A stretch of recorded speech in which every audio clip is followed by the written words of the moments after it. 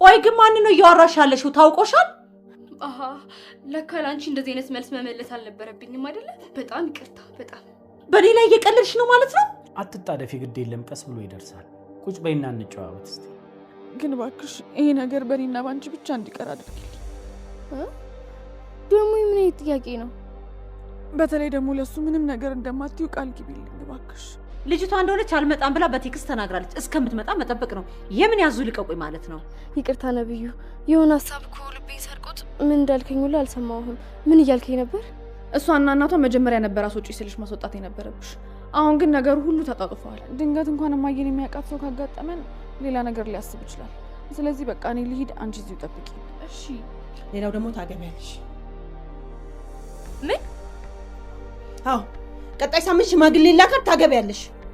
ጆሮዬ ነው።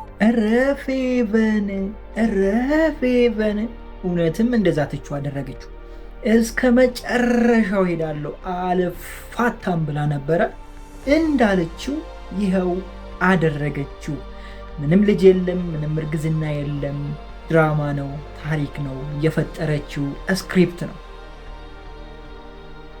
አረገዝኩ የምትለው ከማን እንደሆነ ታውቃላችሁ?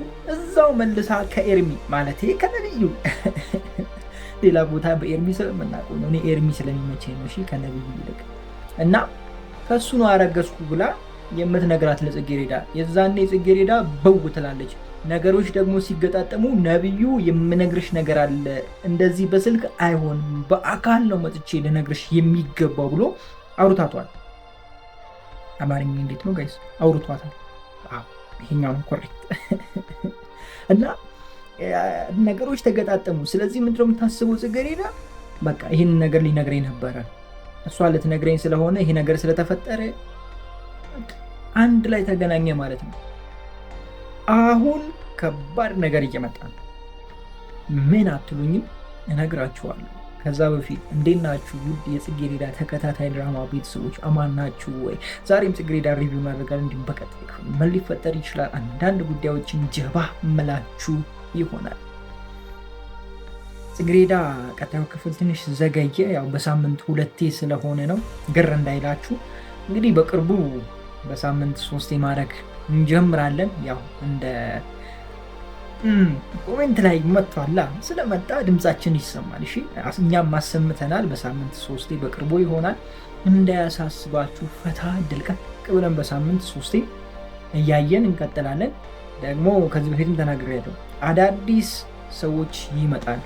ከዚህ በፊት የምታውቋቸው እንዲሁም አዳዲስ ፊቶችን፣ ሌሎች ሰዎችን እዚህ ድራማ ላይ ታገኛላችሁ። ጠብቁ።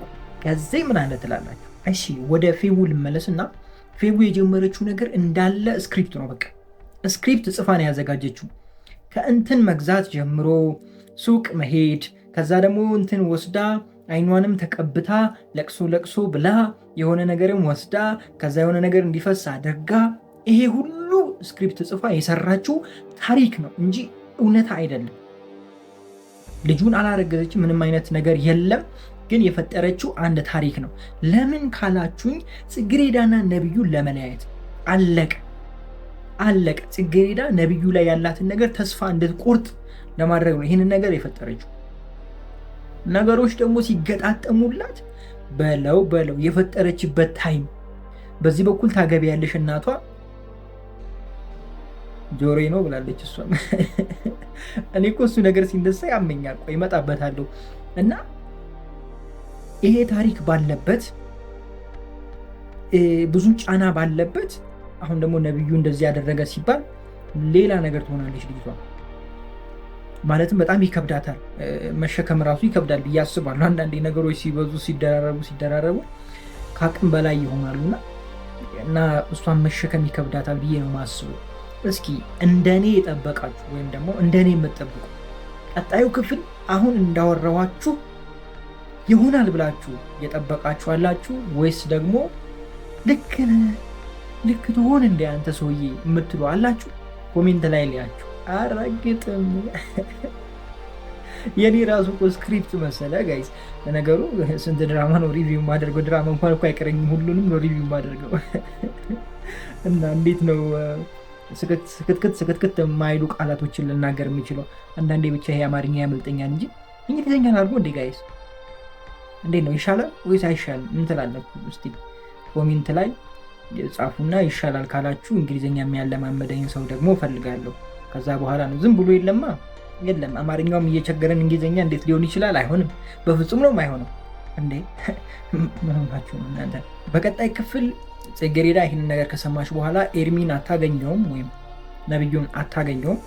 ስለዚህ ወደ ቤቷ ሄዳ የሆነ የምታዝንበት አይነት ክፍል ይሆናል ብዬ አስባለሁ። ከዛ ደግሞ ነብዩም የሚጨነቅበት ጊዜ ይሆናል። ምን አጠፋው፣ ምን አደረግኩሽ፣ እስኪ እውነታውን ንገሪኝ ብሎ የሚጋተትበት ወይም ደግሞ ይህን ነገር ለማወቅ የሚጥርበት ጊዜ ይሆናል የሚል አቋም አለኝ። ለዛውም 95% ይሄ ነው የሚፈጠረው በቀጣይ ክፍል። የሰርጉ ጉዳይ እንደቀጠለ ነው። መስፍን ምን እንደነካው ባናቃቸውም እሳቸው ትልቅ ሰው ናቸው ብለን ማክበር ስንጀምር እነሱ ግን ወረዱ ማለት ያው ወደታች ወረዱ ነው አይደለ? ወረዱ እንዴ ታው እንጂ ጋሽዬ ምን ይሄ ነው? እስኪ አስረዱኝ። ይሄ ነገር ምን ይሄ ነው ወገን? እንዴ ኧረ ተው ልብ ግዙ። እኔ እኮ ማለት ነው ጋይስ የምሬን እኮ ነው የምላችሁ። ይኸውላችሁ እድሜ የጨመረ ሲሄድ እንደነዚህ አይነት ነገሮች ምንም ተራ ሊሆኑ ነው የሚገባው እኮ አይደል? በቃ ማለት ነገራችሁን ከቤተሰቦቻችሁ ጋር ከልጆቻችሁ ጋር ኢቭን ደግሞ ፈጣሪን የምታስቀድሙበት ጊዜ ነው። ሰው እንዴት እንደዚህ አይነት ነገር ውስጥ ይገባል? ወይኔ ጉዴ! ኤርሚን የሚያክል ሰውዬ ማለት ኤርሚን የሚያክል ልጅ ያለው ሰውዬ እንዴት ነው እቺ እንኳን የኤርሚ ታናሽ እኮ ነች። ኤርሚ ነብዩ ነው። እሺ ኤርሚ የሚለው እኔ ስለምወደው ነው ስሙ እና የእሱ ታናሽ ነች እኮ ልጅቱ። እንዴት አስበው ነው? እሺ እሱ ሲያስብ በቃ እንዴ ነቅሏል እና ላው ሄዷል እና የሆነ የነርቭ መዛባት ምናምን አይነት ነገሮች ሊኖሩ ይችላሉ። አይ ዶንት ኖ አላቅም፣ እርግጠኛ አይደለሁም ግን እና የሱ አይግረማችሁ፣ አይጠፋም እንደዚህ አይነት ዘንድሮ እንደውም በስተዋል። ለምን እንደሆነ ነግራችኋለሁ። ቆይ ተመልሼ ግን መጀመሪያ እንትና ላንሳት፣ ዘርፌ ምን አስባ ነው? ሌላው እሺ ይበል፣ ፍቅርተም ትበል፣ ለራሷ ጉዳይ ነው። ዘርፌ ግን እንደው እያየችው ከዚህ ሰውዬ ጋር እንዴት ብታያት ነው? እንዴት ብትስላት ነው? ልጇ አይደለችም እንዴ ጋይስ? አሳድጋት ነው ወይስ ምን ይሺ ነው እንዴ? ኧረ ተው። እኔ ከዚህ በፊት ተናግሬያለሁ። እቺ ሴትዮ ወይም ደግሞ ዘርፌ የምትባለው ሴትዮ እናት ተብየዋ የሆነ ታናሽ ልጅ ብትኖር ወይም ደግሞ ከጽጌረዳ በታች ያነሰ አንድ ልጅ ቢኖርና እሱ ታሞ እሱ ማሳከሚያ አጥተው በቃ የመጨረሻ አማራጭ ብለው ከሰውየው ጋር ዲል አድርገው ልጁን ለማሳከም እሱ ደግሞ እሷን ለማግባት እንደዛ አይነት ነገር ቢሆን ያስኬዳል፣ ይወሰናል። ጽጌረዳ ምንም ቢመራትም እሺ ነው የምትለው፣ እምቢ አትልም። ቀድማን ሁላ የምትሄደው እናት ምንም ቢመራትም ታደርጋለች። ምክንያቱም እሷ ትንሿን ለማዳን ማለት ነው። ገባችሁ አይደል? ላችሁ የፈለኩት ነገር እንደዚህ አይነት ውሳኔዎች ሊኖሩ ይችላሉ። ይሄ እንደዚህ በቃ ውጥርጥር ያለ ነገር ውስጥ ካሉ ማለት ነው። አሁን እነዚህ ሰዎች ምንም አይነት ውጥርጥር ነገር ውስጥ የሉም። የሰው ቤት ቢኖሩም እየሰሩ ነው። ልጅቷ እየተማረች ነው፣ ኮሌጅ ላይ ነው ያለችው። እንደገና እየሰራች ነው፣ ስራ ጀምራለች። የትምህርቷን ወጪ አንዳንድ ለእሷ የሚያስፈልገውን ወጪ ከእናቷ ላለመቀበል ከትምህርቷ ጎን ለጎን ስራዋን እየሰራች ነው። አሁን እቺ ልጅ ራሷን ችላለች ኦልሬዲ እኮ በቃ ከእናቷ ጋር ብትላቀቅም እኮ ብቻዋን የሆነ ስራ እየሰራች መማር መኖር ትችላለች። በቃ የተወሰነ ነገር ቢከብዳት ነው እንጂ። ገባችሁ አይደለ ጋይስ? ማለት ይሄ አሁን ካለችበት ዝቅ ብላ ኑሮውን ትኖረዋለች እንጂ ማድረግ ትችላለች። በቃ አቅሙ አላት እቺ ልጅ፣ የመስራት ችሎታ አላት፣ ከሰው ጋር የመግባባት ችሎታ አላት። ስለዚህ እቺን ልጅ እዛ ጋር ወስዶ መጣዱ ምንድነው ትርጉሙ ነው እኔ ያልገባኝ። እና እንደው እናቴ ዘርፌ እውነት ተሳስተሻል፣ ዘርፌዬ አንቺስ ተሳስተሻል። ፍቅርተ እሷ ድሮም ነች፣ ሁሉን ያስጨነቀች ነች። ጽናት ላይ ያስጨነቀች፣ እስካሁን አልተስተካከለችም አይደለ? የናሆሜ እናት ሆና በሉ ደግሞ ኑሐሚን ላይ ያስቸገረች፣ አሁን ተስተካክላለች። ተስተካክላ እንደው ልጇን እየዳረች ነው። እሺ ይሁን። እዚህ መታስቸግ ብር ያለበት ቦታ እሷ አለች። እሷ ድሮ ማስጨናቂ ነች፣ ታስጨንቀናለች። በቃ የእሷ አንዴ ችግር የለውም አውቀናታል። አይገርመንም። የእሷ የምሬ ነው። አንዳንድ ሰው ዝም ብላችሁ ስለምታውቁት አይገርማችሁ። እሷ የተሻለ ነገር ነው የምትፈልገው። ለልጇ የተሻለ ቆንጆ የሚመጥናትን ለልጇ የሚመጥናት እድሜዋም ከሱ ጋር የሚመጣጠን ነገር፣ ከዛ ደግሞ ገንዘብ ያለው ለራሷ ስታስብ አያችሁ አይደለም? ይህን ሁሉ ነገር የምታደርገው የእሷ ልጅ የእሱን ልጅ እንዲያገባ ነው። በቃ ዲላቸው ይሄ ነው አይደለ? እና የእሷ ብዙም አይገርምም፣ ግን የዘርፌ ትንሽ ከበድ ብሏል። ይሉንታ አይነት እንደያዛትም ነገር የማስመሰል ነገር አለ። የፍቅርተ ይሉንታ ፍቅርተ በሚጨቅጭቃት ነገር ምናምን አይነት ነገር አለ። ግን ምንም ቢሆን ምንም ልጇን እንደዚህ አይነት ነገር አሳልፋ መስጠት አለባት ብዬ አላስብም። ምክንያቱም አንደኛ ጎበዝ ተማሪም ስለሆነች፣ ምክንያቱም አንደኛ ይባላል እንደዚህ አይባልም፣ ግን ብዬዋለሁ። እንግዲህ ምንም ማድረግ አይቻልም። እንደነ መስፍኔ አይነት ሰዎች ያሉ ሰዎች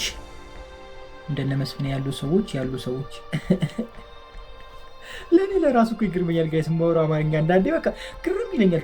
የሆነ በቃ የተምታታ ነገር ነው የማወራው አንዳንዴ። እንዴ ኧረ ተው ገዚህ ምን ሽ ልብ ግዛ እስኪ የሆነ ቀጥ ያለ አማርኛ አውራ። አቶ መስፍኔ እንደዚህ የሆነው ለምን እንደሚመስለኝ ልንገራችሁ። ብዙ ጊዜ ሁሉንም ማለት አይደለም፣ አብዛኛው ግን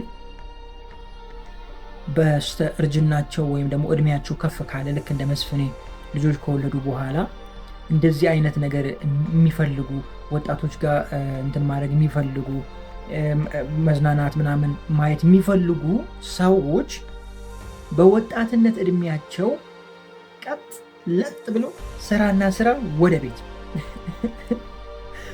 ጽጌረዳ በትናንትናው ክፍል ትንሽ አዛዛኝ የሚመስል አይነት ክፍልም ነበረ። ከዛ ውጭ ግን የፌቨን እንትን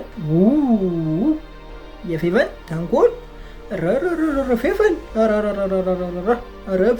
እንዴ አንቺ ሴትዮ ጥሩ ልጅ አልነበርሽ እንዴ? ምን ይዤ ነው? ምን ያህል ከዚህ በፊት አንድ ነገር ተናግሬ ነበር። ሰው ለጥሩ ነገር ራሱን በብዙ መልኩ መቀየር ከቻለ ለራሱ ጉዳይ ለመጥፎ ነገር ደግሞ ምን ያህል እንደሚቀይር እርግጠኛ ሁኑ ይብሳል ብዬ ተናግሬ ነበር እና በትናንትና ክፍል ያንን ያየ ነው። ፌቨን ጽጌረዳና ነብዩን ለማጣላት የሰራችው ድራማ ወየው። ኧረ ከባድ ነው ጋይስ። ይቻላል እኔ እንደዚህ ይቻላል? እኔ እኮ ሞዴስ ምናምን ስትል መወደዱን ለመግለጽ በዚሁ አጋጣሚ እንደው እቺ ጥሩ ነገር ነች፣ በጣም ተወዳለች ምናምን እና እሷን ለማሳየት መስሎኝ፣ ለካ እሷ ሌላ ስራ አላት። እናት ሌላ ስራ አላት። በቃ ልጅ አረገዝኩ ብላ ጭራሽ የሌለውን አምጥታ እርጉዞ ነች። ከዛ ምን አደረገች? በቃ የሆነ ነገር አድርጋ ጽጌረዳን አሳመነቻት። ምን እርጉዝ እንደነበረች። ቀጥሎስ ምን ልታረግ? ያረገዝኩት ከነብዩ ነው። ከዛስ ነብዩ ደግሞ በዛው አጋጣሚ ነገሮች ሲሰካኩ አያችሁ። በዛው ጊዜ ደውሎ ምን ብሏል? ላገኝሽ እፈልጋለሁ፣ አሁን የምነግርሽ ትልቅ ጉዳይ አለ፣ በስልክ አይሆንም ምናምን ብሎ ጽጌረዳ አሁን ፌቨንን ስትሰማት ልጅቷ ብው ትላለች። ምክንያቱም ነብዩም እንደዛ ብሏታል። ሁለተኛ ፌቨን ደግሞ እንደታመመች እያየቻት ነበረ፣ እውነት መስሏታል። ስለዚህ ጽጌረዳ እና ፌቨን ይጣላሉ ማለት ነው። ወይኔ በላቸው። አይ ሴቶች ግን እንዴት ነው የምታስቡት? እንዴት ነው የምታስቡት? አስተሳሰባችሁ በጣም የሚገርመኝ ነው። በቃ ሁለት ማይንድ መሰለኝ ያላችሁ፣ ቀልጣፋ ናችሁ ስታስቡ። ለጥሩ ነገር ደግሞ ተጠቀሙት። ዋው ብቻ እኔ ፌቨን እዚህ ድረስ ትሄዳለች ብዬ እኔ አላሰብኩም። እውነት ለመናገር ባለፈው ስትዝት ነበረ፣ መሄድ እስከ ለድሜን ድረስ ይሄዳለሁ ብላ ስትዝት ነበር። ግን እዚህ ድረስ ትሄዳለች ብዬ እኔ በፍጹም አላሰብኩም። እና አሁን በቀጣይ ክፍል ምን አይነት ነገር ነው የምናየው? በዚህ በኩል ካላገባሽ እያሉ ቤተሰቦች የጭቅጭቋት ነው። በዚህ በኩል ደግሞ ነብዩን ተስፋ አድርጋ ነበረ። ተስፋዋ ሊሟጠጥ ነው። ስለዚህ ጽጌረዳ ምን ታደርግ ይሆን? በዚህ ሁሉ ብስጭት ውስጥ ሆና ትዳሩን ትቀበል ይሆን ወይስ ደግሞ እውነቱን ትረዳ ይሆን? ምን ትላላችሁ? እኔ ትዳሩን ትቀበላለች የሚል ሀሳብ ፈጽሞ የለኝም። ነገር ግን የፌቨንን ድራማ ትረዳለች የሚል ሀሳብ አለኝ። አንደኛ ፌቨን ምን አይነት ስተሰርታች ሰራች? ሐኪም ቤት እንሂድ ብላ ሐኪም ቤት ስትሄድ እዚህ ጋር ጠብቅኝ ወይም ደግሞ እዚህ ጋር ቆይኝ ብላ መንገድ ላይ አስቀርታስ ነበር። ለምን አስቀርቻት? እዛ ለዚህ ጉዳይ ብቻ ተብሎ ይህን ሽማግሌ 1 ቀን 2 ቀን እንዲያበቀለ ለምን 10 ቀን እንዲያበቀለ ሰውዬ ማግባት ፈጽሞ ነው የማይሆን። አረ በስመ አይመስጥም እንዴ! ይኸውላችሁ አንድ ነገር ቢፈጠር ወይም ደግሞ አንድ ሂስትሪ ቢጨመርበት ጥሩ ነበረ። ለምሳሌ የጽጌረዳ ታናሽ ወንድም ወይም እህት ብትኖራትና በጸና ታማ እሷን ለማሳከብ ገንዘብ አጥተው እንደዚህ አይነት ነገር ውስጥ ቢገቡ ወይም ደግሞ እናቷ ጽጌረዳ እንደዚህ አይነት ነገር ውስጥ ለማስገባት ብትሞክር ያስኬዳል። በቃ ያስኬዳል። የአንድ ሕፃን ልጅ ነፍስ ለመታደግ ብዙ ነገር ውስጥ ትገባላችሁ። ይሄ ናሌን ያዞረኝ ወይኔ በላቸው። ኧረ ቆይ ተበሳጨው። እንዴት ናችሁ? ደህና ናችሁ? ውድ ጽጌረዳ ተከታታይ ድራማ ቤተሰቦች አማን ናችሁ ወይ? ዛሬም ጽጌረዳ ሪቪው እናደርጋለን። እንዲሁም በቀጣይ ክፍል ምን ሊፈጠር ይችላል አንዳንድ ጉዳዮችን ጀባ ምላችሁ ይሆናል። ጽጌረዳ በባለፈው ክፍል ያልጠበቅነው ነገር ነው። እሷ ራሱ እኮ ጆሮዬ ነው አለች። ኧረ በህልሜም ያስብላል። ጆሮዬ ብቻ ሳይሆን ጆሮዬ ነው ካለች በኋላ ወይስ በህልሜ ነው ማለት ነበረባት። ኧረ ብዙ ነገር ነው የሚያስወራው። እንዲህ ታገቢያለሽ? እኔ ራሱ አሁን እናቴ መጣ ታገባለህ ብትለኝ ኧረ በስመ አብ ጦርነት ነው የሚፈጠረው። ምን ሆናችሁ ነው እንዴ? ይኸውላችሁ ብዙ ጊዜ ስናስበው ማለት ነው ለሴቶች ኖርማል ይመስለናል። ብዙ ጊዜ በቃ ማለት አይምሯችን ላይ ምን እንደቀረጸው ይህንን ነገር ባላቅም እንደዚህ አይነት ጉዳዮች ለሴቶች ኖርማል ይመስለናል ለአብዛኞቻችን። እሱን ማግባቱ ለምሳሌ ይህን ከእድሜዋ ከፍ ያለን ሰውዬ ማግባቷ በቃ ኖርማል ምን ችግር አለው ብለን እንደዛ አይነት አስተሳሰብ ብዙዎቻችን ጋር። እስኪ እንደው አንተ እንደዛ የምታስብ ሰውዬ ሂድና ማማሰለፈች የሚባለውን ሴትዮ አግባ። ለነገሩ የዘንድሮ ወንድ እኮ ችግር የለውም ያገኘው ላይ ነው የሚገባው። ሆይ ኧረ ምንድን ነው የማወራው ዛሬ? ቆይ ተረጋጋ፣ ገዚህ ተረጋጋ። የእውነቴን ነው ተረጋጋ። መረጋጋት ጥሩ ነው። ረጋ በል። ረጋ ሲል ነው ቅቤ የሚወጣው። ወተት ረጋ ሲል እርጎ ይሆናል፣ እርጎ ቅቤ ይወጣል ሲረጋጋ። ተረጋጋ። የምር አበሳይቶኝ እኮ ነው። ላይክ ያለ ነገር ነው እኮ የሚሰራው፣ የሌለ ነገር አይደለም የሚሰራው አይደለ? ዝም ብላችሁ ከአካባቢያችሁ ጋር ከሁኔታው ጋር እያይዛችሁ ስታዩት የሚያበሳጭ ነገር ነው ይሄ ነገር። አንድ በሉልኝ። ይሄ ነገር ጽጌረዳ ማስተዋል የጀመረች ጊዜ የመጀመሪያ ጥርጣሬ ይሆናታል። ሁለተኛ ደግሞ ዝም ብላ ስታስበው እሷም ፌቨንም ተቀላችሁ ጽጌረዳም ያው አስተዋይ ልጅ ስለሆነች ዝም ብላችሁ ስታስቡ ሁለቱ አብሮ ነበሩ እንጂ ምንም አይነት ግንኙነት እንደሌላቸው በደንብ ታውቃለች። ሶስተኛው ደግሞ የነብዩን አባት ነው የምታገቢው ስትባል እንደገና ደግሞ ነብዩ ፌቨንን ነው የሚያገባው ሲባል ትጠራጠራለች። ስለዚህ የሆነ መንገድ አለ። እሱ መንገድ አሁን ከነገርኳችሁ ምክንያቶች ውስጥ አንዱ ነው። ከነዚህ አሁን ከነገርኳችሁ ምክንያቶች ውስጥ ተደማምረው አንድ ላይ እውነታው ይወጣል እያልኳችሁ ነው። ግን አሁን በሚመጡት ክፍሎች ፌቨን ትንሽ ብቸኝነት የሚሰማባት የምትጨነቅበት አይነት ክፍሎች ሊሆኑ ይችላሉ። ምክንያቱም በዚህ በኩል ቤተሰብ አግቢ እያሏት ነው። ኢቨን ደግሞ ፍቅርተ በቃ አስቸጋሪ ሆናለች። ዘርፌን በጣም እየተጫነቻት ነው። ዘርፌ ደግሞ በይሉኝታ ይሁን አይ ዶንት ኖ አልገባኝም። ብቻ እሺ እሺ ነው የምትለው፣ ሁሌም እሺ ነው እሺ እሺ እሺ ያለች ነው እና ነገሮች ወደማይሆኑ ነገር እያመሩ ነው። ስለዚህ ትንሽ በጣም ጫና ይበዛባታል ብዬ አስባለሁ ጽጌረዳ ላይ እና እንደዚህ አይነት ነገሮችን እናያለን። ሌላኛው ፊቨን በዚህ ነገር ደግሞ ወዲያው ደስተኛ የምትሆን ነው ይመስለኝ። ማለት ጽጌረዳ እንደዚህ አይነት ነገር ውስጥ ስትገባ ፊቨን ትቀየርባታለች። የፊቨን ችግር ችኩል ነች። ነገሮችን እስከ መጨረሻው አታደርስም። ጥሩ ትወና ያላት፣ ነገሮችን ለማጭበርበር ምናምን በደንብ ትችልበታለች። ነገር ግን እስከ መጨረሻው አትሄድም። ትልቁ ችግሩ እሱ ነው። አሁን በቃ እንትን አልኩኝ በቃ እሷን አበሳጨዋት በቃ ማለት ከዚህ በኋላ አብረው አይሆኑም ብላ ታስብና ወዲያው መደሰት፣ ከዛ ጽጌረዳ ላይ መጨው፣ ጽጌረዳ ላይ መቀየር። አሁን ጓደኛ ነን በቃ ምናምን ትይነሽ አይደለ ምንም ለማንም አትናገሪ ማለት ምናምን እያለች እየሞላቻት ነው አይደለ። አሁን ይሄንን ግልብጥ ትልና ደግሞ አንቺ እንዴት ነሽ ምናምን ብላ በፊት የጀመረችውን ንቀት በፊት የነበራትን መልሳ ያንን ስታመጣ ጽጌረዳ ውስጥ ሌላ ነገር ይመጣል፣ ሌላ ጥርጣሬ ይመጣል። እንደዚህ አይነት ነገሮችን ታያላችሁ። ሌላኛው ነብዩም ዝም የሚል አይነት ሰው አይደለም። በቃ ማለት ምን እንደሆንሽ ንገሪ ማለቱ አይቀርም።